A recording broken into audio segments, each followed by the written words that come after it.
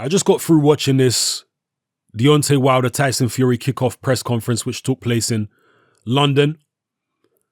And, I've often spoken in the past about Tyson Fury's mental or psychological approach to boxing. Tyson Fury is similar, and I've said this before, in his approach to Muhammad Ali from a psychological point of view, because Ali would try to dominate his opponent by being loud and brash and being witty and trying to confuse and frustrate them at press conferences, humiliate them. And this would have a certain effect on most of his opponents. They would either shrivel up within themselves and basically get intimidated by it, overwhelmed by it, and feel humiliated, or they would get very angry. And Ali wanted this. Now, part of it, particularly let's say in the Liston fight, was Ali trying to give himself confidence because he knew what a dangerous opponent Liston was. But in the bigger picture, as I say, it was Ali trying to unnerve Liston for one and frustrate him, get Liston to come steaming out in the ring and make mistakes, which is kind of what Liston did. And Ali successfully frustrated him in their fight and managed to beat him. So he defeated him mentally first. He got Liston to take the bait, and then he defeated him physically. Tyson Fury does the same thing to many of his opponents. There are going to be some people, I'm sure, in the comment section saying, Fury looks scared. Why is Fury talking so much? He knows he's going to get knocked out. He's just trying to pump himself up. No. Tyson Fury is not acting out of character here. Tyson Fury's been doing this to opponents for years. He's not scared. He knows that there's a threat in front of him. Of course he does. Which is why he's turning it up a notch, as well as trying to sell extra pay-per-views, of course. But Tyson Fury is just being himself. Just doing what he normally does, which is to try and mentally dominate the opponent before he gets in the ring with him. And it's worked. It worked against Vladimir Klitschko. So if he used it against Klitschko, smack talking him and trying to get under his skin and unnerve him, then why wouldn't he try it against Wilder? And that's what he's doing. Same psychological approach. He's trying to get Wilder frustrated or get Wilder to go within himself, to shrivel up mentally. Either or, Tyson Fury's happy with. And from what I saw at this press conference, it's working. Yeah, Deontay Wilder is not as sharp mentally as Tyson Fury is, at least not when it comes to verbal sparring. We'll see what happens when it comes to physical sparring or a physical fight. But when it comes to the verbal sparring, Deontay Wilder is not as gifted when it comes to that as Fury is. He's not as sharp. And he doesn't have the gift of the gab the way Tyson Fury does. So he was coming off second best all the time. And you could see the frustration in him. Me personally, I could see the frustration in Deontay Wilder in his press conference. And Tyson Fury was having a field day. He was loving it. He's building himself up and defeating Wilder in his own mind before they've even stepped in the ring. You could see the psychological process that was going on there. And Wilder was playing into it. Because Wilder was being drawn in by what Tyson Fury was doing. A fighter who would be more effective from a psychological point of view against Fury is someone who doesn't engage with him. Just don't engage. That's the best way to be. When you start engaging, now you're in Tyson Fury's world. He wants you to engage because he's very good verbally. When you don't engage and you just let him talk, laugh, wave your hand and ignore it, that's not what Tyson Fury wants. He prefers you to engage so he can get a read of you to find out where you're at mentally. You see? And he's able to read Deontay Wilder in this situation. So, yeah, as far as the press conference went, I think it went well for Tyson Fury from a psychological point of view, because when they get in the ring, what's he going to try to do? He's going to try to frustrate Wilder. He either wants Wilder to be intimidated by him and not let his hands go, or he wants Wilder to come out reckless and walk onto stuff. Either or. What he doesn't want is Wilder to be cool, calm, relaxed, stress-free, boxing better than he's ever boxed in his life. Tyson Fury don't want that. Particularly not after coming off the layoff that he's come off and losing the amount of weight he's had to lose. He wants a frustrated Deontay Wilder, and so he should. And for what I've seen at this press conference, Tyson Fury might succeed in frustrating Deontay Wilder before the opening bell has sounded and having that spill over into the actual fight. We'll see. But an interesting press conference. Now, some people are talking about, including me, I mentioned this online, some people are talking about the inevitable and very predictable veiled digs at Anthony Joshua, which the promoters and Deontay Wilder's manager came out with. You know, veiled digs, and you expect that. Their promoters, their managers, you know, it is what it is. You even got a little bit of it from Tyson Fury. But for the most part, the fighters were focused on each other, particularly Fury. He was really focused on trying to get in Deontay Wilder's head, trying to mess him around, frustrate him, intimidate him, whatever the case may be. That's what he was focused on more so than talking about Joshua, which was good to see. But as I say, it was inevitable that the promoters, Wilder's manager, were just constantly making these veiled references to Anthony Joshua without mentioning him by name. Because, you know, if they mentioned him by name, then they'd get a lot more backlash from people from it. So they were talking about Joshua without mentioning his name, but everybody knew in the room who they were talking about. But nonetheless, with that aside, I thought it was a pretty interesting press conference. And Wilder has talked in interviews since being in the UK about how there's no pressure. Nonsense. There's a massive amount of pressure on Deontay Wilder, and he will feel that pressure by fight time. And if he hasn't felt it by fight time, he'll feel it in the ring very quickly when Tyson Fury starts to box the way Tyson Fury normally boxes. That's when Deontay Wilder will start to feel the pressure.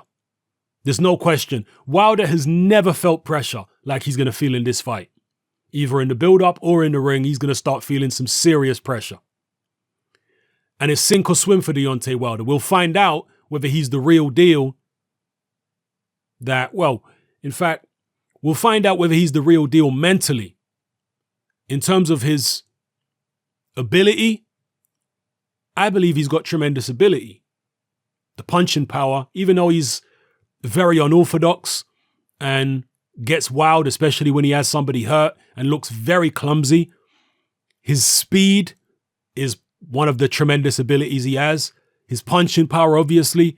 And he has a knack for landing that right hand. That is an ability. That's tremendous ability, the way he's able to land that right hand consistently fight after fight. So he has physical ability there. But mentally, does he have it? In a very big fight like this, in a pay-per-view, when he's expected to come through, right? All his people are behind him. America's supposed to be getting behind him now. Their first heavyweight championship pay-per-view for God knows how many years, involving an American heavyweight being the man on that pay-per-view. So it's not like Wilder's fighting some foreign champion in America. No, Wilder is the man bringing the pay-per-view with Fury in Wilder's home country. You understand? So that is a tremendous amount of pressure on Deontay Wilder. He's never been in that position before. Is he the real deal mentally? Can he step up to the plate? Can he rise to the occasion? This is what we're talking about here.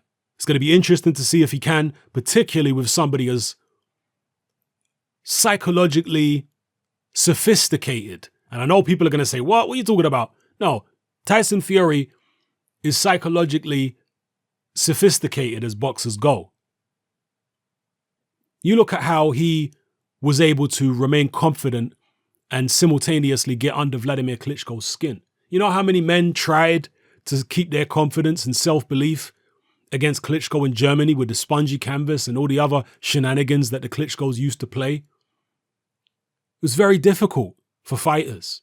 But Tyson Fury was on a different level to the other Klitschko challengers, not only in terms of his size and his skills, but mentally he was on a different level. It wasn't just Tyson Fury's physical ability that beat Klitschko, it was his mental ability that beat Klitschko.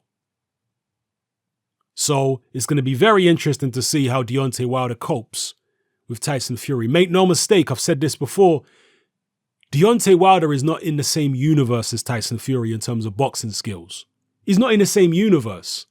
Forget about Deontay Wilder winning this fight on points, unless he scores multiple knockdowns and it goes to the cards. Forget about Deontay Wilder winning on points. That's not going to happen.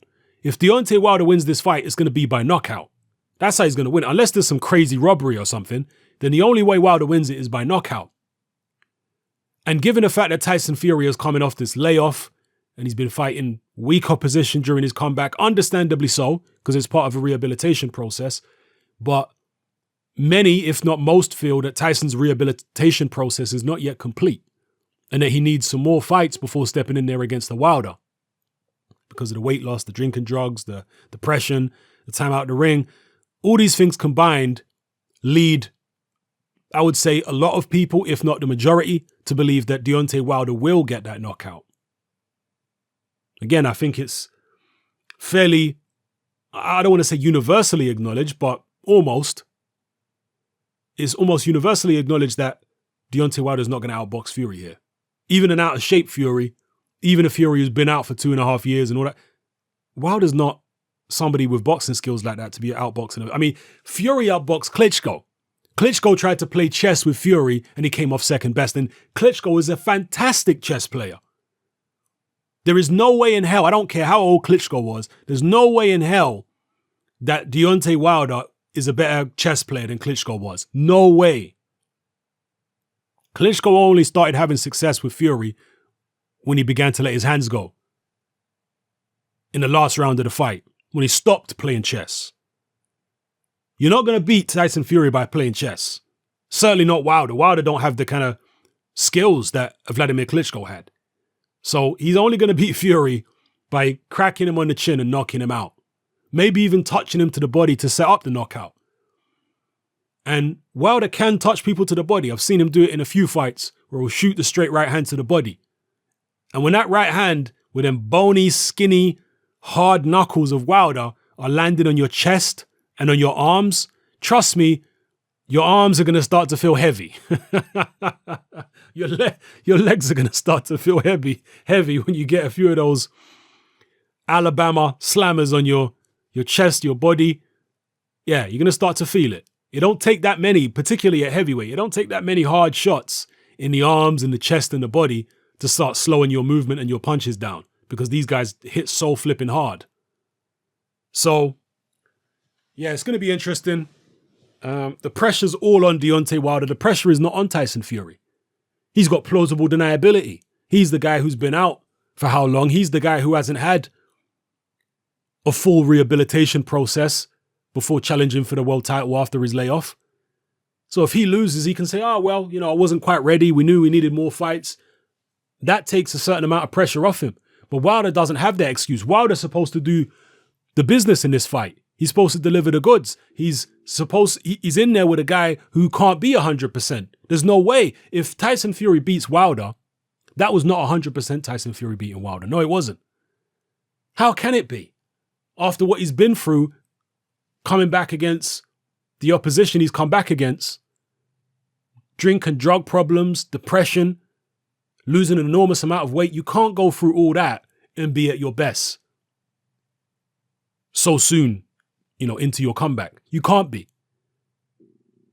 So make no mistake, Deontay Wilder is not fighting the best version of Tyson Fury. So he's supposed to win, right? That adds an enormous amount of pressure. If he doesn't beat Fury, oh no. That is going to be a damning indictment, not only on Deontay Wilder as a fighter, but on American heavyweight boxing in general. So we'll see what he can do. But the press conference to me was very interesting. I think Tyson Fury has the upper hand psychologically. And you see, I often say that when it comes to these press conferences and stare downs and all this kind of stuff, that it's irrelevant. But I say that it's irrelevant when you've got two fighters who are experienced at the highest level, like Mayweather-Pacquiao. Who won a stare down between Mayweather and Pacquiao was totally irrelevant. Who won a trash talk between them? Totally irrelevant. They're two guys who have been in super fights and mega fights time and time again. They've heard all the trash talk before. Totally irrelevant. But in this situation here, it is relevant between Wilder and Fury because Wilder's never been in a fight of this magnitude before. Not even close. He's never had this kind of pressure on him before. Not even close. So this is a situation where you don't know how Wilder's going to react. This is a situation where the trash talk and Fury's psychological tactics, they might get to Wilder and they might make a difference in terms of the outcome of the fight. Anyway, let me know what you guys think in the comment section below. It's happening. I'm out.